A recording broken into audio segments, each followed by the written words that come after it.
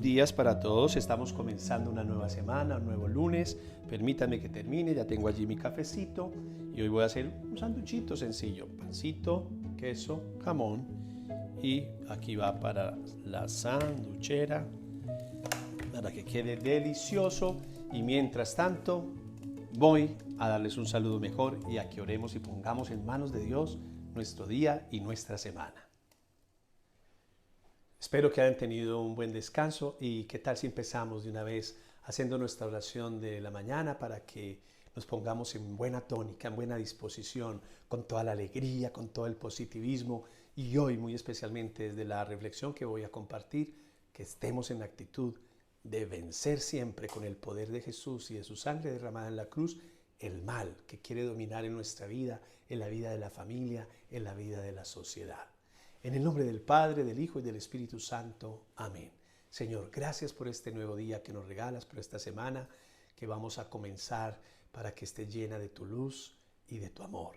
Gracias porque nos has permitido abrir de nuevo nuestros ojos, de ponernos en pie, de caminar, porque nos das la salud para poder hacer nuestras cosas. Muchos hoy, Señor, no lo han podido hacer. Nosotros sí, que estamos orando. Estamos dándote gracias, bendiciéndote, alabándote por lo que haces en cada uno de nosotros. Señor, ponemos nuestro día, nuestra jornada en tus santísimas manos. Guíanos, ilumínanos, ayúdanos a tomar bien nuestras decisiones, danos la sabiduría para poder guiar nuestro caminar, nuestros pasos hacia la luz, hacia la verdad, que podamos decidir lo mejor según tu voluntad, Señor. Acompáñanos en nuestro caminar, ilumínanos en nuestra mente para que podamos entender nuestro tema de hoy desde las parábolas, de esta novedad de las parábolas del reinado de Dios y que podamos estar dóciles a tu palabra para que seamos partícipes y constructores también del reino de Dios entre los hombres. Amén. Gloria al Padre y al Hijo y al Espíritu Santo, como era en el principio, ahora y siempre, por los siglos de los siglos. Amén. En el nombre del Padre, del Hijo y del Espíritu Santo. Amén. Estamos en hambre de Dios. Hoy tengo mi delantal de chef. No soy un gran chef, para nada, pero estoy estudiando y este es mi uniforme de mi estudio de cocina internacional. Hoy voy a compartir con ustedes la palabra como todas las semanas y espero que también me ayuden a compartirla con otros. Vamos entonces, sin más preámbulos, a servirme el café y nos sentamos a hablar de la palabra de este día y de esta semana. Aquí mientras me sirvo mi café, quiero darte gracias por estar hoy conmigo, como todas las semanas, por acompañarme en los retiros. Estoy muy contento porque en mayo, el tiempo vuela. Voy a estar en Carolina del Norte haciendo los retiros presenciales. Tengo ya varios grupos para hacer y estoy muy contento y espero el otro semestre empezar nuestros retiros presenciales en Colombia. Ya tengo 3 lugares aquí para hacerlo. En el área de Bogotá, en el área del eje cafetero y en el área de Cali para comenzar, así que espero que estén muy unidos conmigo. Vamos a comenzar nuestro tema de hoy. Gracias de nuevo por estar aquí conmigo en Hambre de Dios. Comencemos pues con el tema de este día de Hambre de Dios, hambre de su palabra. Estamos hablando de las parábolas de Jesús, las parábolas del reinado de Dios y de las novedades. En la anterior sesión hablamos de la primera novedad, que es la alegría. Hoy vamos a hablar de la segunda novedad de estas parábolas acerca del reino o reinado de Dios que Jesús nos enseña. Y ante todo, esta novedad es cómo Jesús se enfrenta al poder del dominio sin hacer ninguna alianza con él. Encontramos en el texto de Marcos 3, versículos 23 al 27, este texto exactamente. Jesús los llamó y por medio de parábolas les explicó: ¿cómo puede Satanás expulsar a Satanás? Un reino dividido internamente no puede subsistir. Una casa dividida internamente no puede mantenerse. Si Satanás se levanta contra sí mismo y se divide, no puede subsistir. Más bien va camino de su fin. Nadie puede entrar en la casa de un hombre fuerte y llevarse sus cosas si primero no lo ata. Después podrá saquear la casa. Palabra del Señor. Gloria a ti, Señor Jesús. Es muy importante que nosotros nos pongamos en la perspectiva y en el contexto en el que Jesús nos está hablando. Y cuando leemos esta palabra, cuando nos encontramos frente a ella, podríamos decir como un título general de esta explicación que satanizar lo bueno es la peor perversión. Esto no sucedió en época de Jesús. Sucede hoy todavía. Voy a hablar de 4 puntos al respecto. Primero, la sociedad de poder del dominio que sataniza a sus opositores. Si los enemigos de Jesús creen que Jesús lleva dentro a Belcebú y expulsa a los demonios con el poder de los jefes de los demonios, es porque en su conciencia creen, al no estar Jesús con los jefes religiosos oficiales de Israel, que representan el poder de Dios, sus curaciones milagrosas no tienen otra explicación que el poder de Satanás.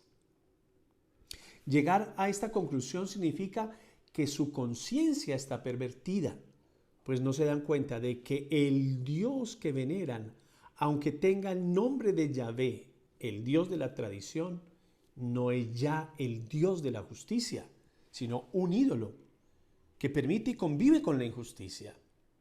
Ellos como jefes han hecho todo tipo de alianzas con los poderes injustos según su conveniencia. Han vendido sus principios y satanizan y persiguen y asesinan a sus enemigos en el nombre mismo de Dios. Este Dios satanizador no es el Dios original de Israel. Y es lo que nos puede suceder hoy. Y lo vemos claramente. ¿Cuántos nos persignamos, invocamos a Dios y nos vamos a robar? Somos injustos, somos deshonestos. Estamos satanizando lo bueno para darle prioridad a lo que no es realmente de Dios y lo ponemos como si fuera de Dios. Como en el pueblo de Israel. La dirigencia judía ha llegado a satanizar a todos sus oponentes y entre ellos, pues lógicamente a Jesús. Porque no estar con el poder del templo es estar con Satanás. Así en el templo vendan, hagan todo lo contrario a lo que realmente Dios mostraba a su pueblo. Entonces, ¿Jesús qué hace? Trata de demostrarles que Él no está con ninguno de los dos. Segundo punto, la sociedad de las víctimas que denuncian a los poderosos. A Jesús no lo están atacando por lo que dice, a Jesús lo están atacando por lo que hace. Sus obras se han convertido en denunciadoras. Porque cuando uno habla, pues la palabra puede con todo, pero Él no es lo que habla, es lo que hace, son sus obras. Y son obras que denuncian, que cuestionan al Dios del templo, que no es el Dios de ellos, es el Dios que ellos se han creado para justificar lo que hacen en el templo y con el templo. A los dirigentes, a los religiosos apegados a la ley. Entonces, claro, llega Jesús y sana a los enfermos. Hay curación, hay milagros que le dan la sanación a muchísimos enfermos. Y como no lo están haciendo los funcionarios religiosos de su pueblo, sino en otras palabras un laico, porque Jesús era un laico para ellos, no era un sumo sacerdote, no era un maestro de la ley como tal, sí era un maestro de la ley, pero literalmente hablando.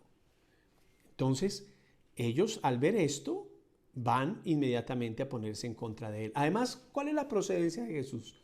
Como alguien que procede de los religiosos de Galilea y vienen a hacer estas maravillas, a hacer estas sanaciones, estos milagros, pues inmediatamente se van a poner en contra de él, porque no los va a beneficiar.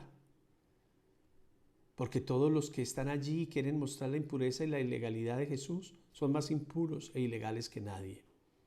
Entonces, Jesús es claro, Él no viene cuando hace la sanación y lo va a decir, lo vemos en muchos de los milagros, no lo hace solamente por la sanación física, sino para tocar la conciencia, el alma del ser humano.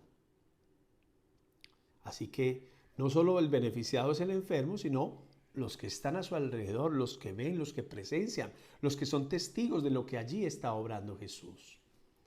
Jesús trató de explicar el reino o el reinado de Dios que él anunciaba de una manera que era todo lo contrario al poder del dominio del templo. Era como quien dice, quitar del trono y dominar al maligno o a los poderes de dominio que si estaban instalados en la sociedad era porque también lo estaban en el interior de las personas. Y esto se lograba si se revivía la presencia del Padre Celestial en la conciencia del pueblo. Por eso Jesús empieza a hablar de Dios como un Padre, para llevar a que tomemos conciencia de nuestra relación filial con Él y poder de esta manera ir cambiando todo esto que venían queriendo hacer los maestros de la ley, los sumos sacerdotes. Entonces se equivocaban quienes creían que Jesús tenía su conciencia vendida a algún tipo de poder. La presencia activa del Padre en su conciencia era quien lo movía a actuar como lo hacía. Esto es muy claro. A él lo movía esa conciencia de que Dios, su Padre, habitaba en él y lo llevaba a actuar y a vivir de tal manera. El hombre fuerte o poder maligno que hasta entonces dominaba era ahora dominado, atado y saqueado por otro más fuerte, por Jesús. ¿Y por qué por Jesús? Porque era el ungido por el Espíritu, el Hijo de Dios. Se trataba de una fuerza arrolladora del Padre Celestial que Jesús mismo palpaba en su propia vida y la gente buena que lo rodeaba. Era una fuerza capaz de dominar, de destronar en el interior al maligno, una nueva fuerza que empezaba a demostrar que era posible invadir y apoderarse de lo que se creía ser territorio propio del dominio, es decir, del maligno que creamos nosotros mismos, los seres humanos, con la perversión de nuestras conciencias. Entonces el contexto original de esta parábola era el pesimismo frente a las fuerzas del mal, identificadas como Sanedrín, la corte de Herodes, los grupos locales del poder del dominio y la opresión romana. Estas fuerzas controlaban y empleaban contra el pueblo el poder del dinero, de las armas, de la autoridad, de la sociedad patriarcal, del machismo, de la cultura, etc. Además, los jefes judíos tenían vendidos a los romanos sus principios religiosos de justicia, esperando en recompensa participación en el poder político a través del sumo sacerdocio y del Sanedrín. Creían que no era posible sobrevivir sin hacer alianzas secretas con algún grupo de poder. Creían que Jesús hacía lo mismo que ellos. Ellos no podían entender que Jesús obrara porque Dios, que era su Padre, lo movía a hacerlo, que era el mismo Dios de ellos que no lo reconocían. Pensaban que estaba vendido al poder del maligno que le otorgaba esa fuerza hasta de sanar. Esta es la razón por la cual la conciencia de Jesús insiste de una y otra forma en demostrar que para hacer el bien no se necesita alianza con ningún poder dudoso, sino recurrir a la fuerza de la propia conciencia que está habitada por Dios Padre. Por eso en la parábola de Jesús se repite una y otra vez que no estar con el poder religioso y político de turno no significa estar aliado con las fuerzas malíficas y malignas de Belcebú. E insiste en que por el contrario, él está mirando el poder maligno, que sus obras o milagros son fruto de que ya Belcebú ha sido atado, dominado y que ya le había llegado la hora de liberar a sus víctimas, de arrebatarle lo que la falsa religión y el poder de dominio le había ido entregando. Tercero, ¿cómo vivir el reino de Dios a partir de la satanización que hacen del mismo? Debemos ser conscientes del choque que produce esta parábola en nuestra conciencia, de oyentes, de lectores de la misma. Allí se enfrentan dos realidades: una mentalidad derrotista que se desanima o se vende con facilidad a las fuerzas del mal. Eso nos pasa también a nosotros, piénsalo y verás. Versus o contra una mentalidad firme que sabe cómo atacar al enemigo por fuerte que sea. Allí en nuestra propia conciencia debemos resolver este choque, sabiendo con claridad por quién y con quién estamos. Está en nuestras manos aceptar la definición del reino de Dios que surge a partir de esta parábola. El reino de Dios es la realidad que lucha contra las fuerzas del mal, sin venderse a las mismas, sin caer en las falsas ofertas que permanentemente abruman las conciencias que quieren ser libres de una sociedad capitalista reinante. ¿Qué le pediría esta parábola a todas las iglesias cristianas y a todas las religiones de todo el mundo? Pues que combatamos las fuerzas del mal, sin competir con los métodos de poder, sin pactos secretos, más bien con una fe clara, con una conciencia tranquila y en paz, con una armonía dentro de nosotros y con los demás. Una de las grandes tentaciones de las iglesias es satanizar a quienes no están de acuerdo con las tesis o con la corrupción de sus líderes. Y esto es una denuncia que hago inclusive a través de este mensaje.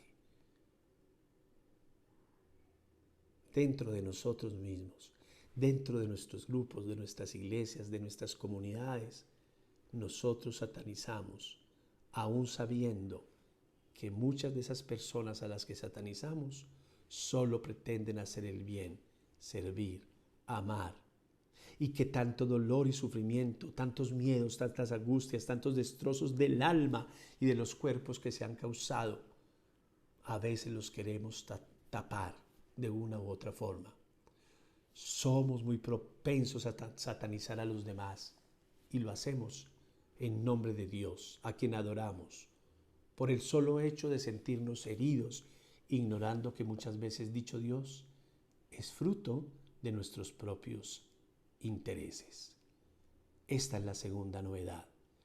La segunda novedad del reino, la segunda novedad de Jesús en sus parábolas es ir sin ninguna pelea, siempre con la verdad, en contra del dominio del mal, que afecta a la conciencia, que afecta a la familia y que afecta la sociedad.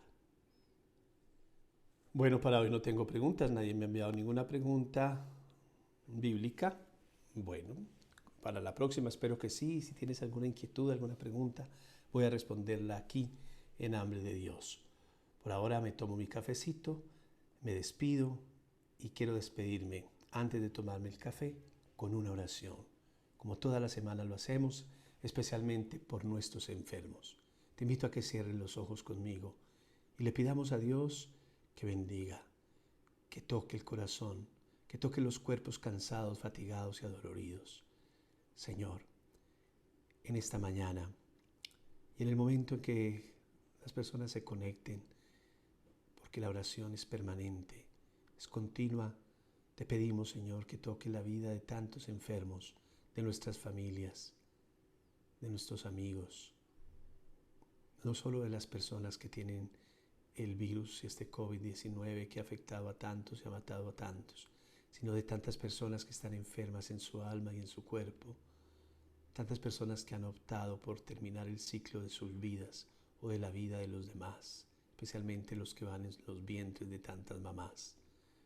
Señor, toca el corazón de los que están enfermos en su mente, en su alma, para hacer el daño, para hacer el mal, por quienes se dejan llevar también por el mal, por quienes no saben discernir que aquello que parece bueno los quiere llevar al mal, a hacer el daño, a acabar con sus vidas, Señor.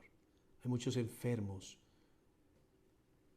porque han caído en los vicios, Señor, y hoy te pido que toques la vida de todos ellos, especialmente de muchos jóvenes, en nuestras ciudades, en nuestros pueblos, en tantas partes.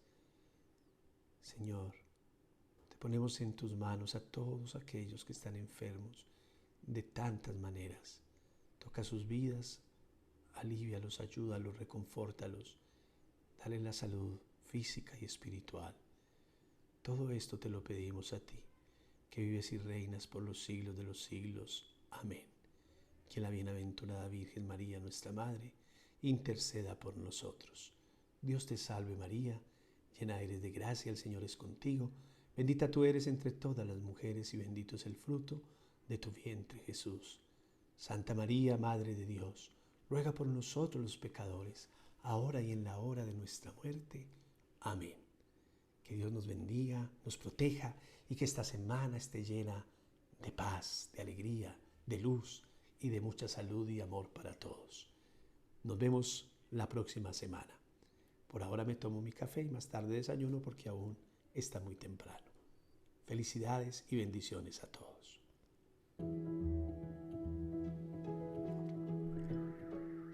Si te ha gustado este video, suscríbete al canal. Activa las notificaciones. Escríbeme también para que podamos interactuar y por supuesto, comparte con otros.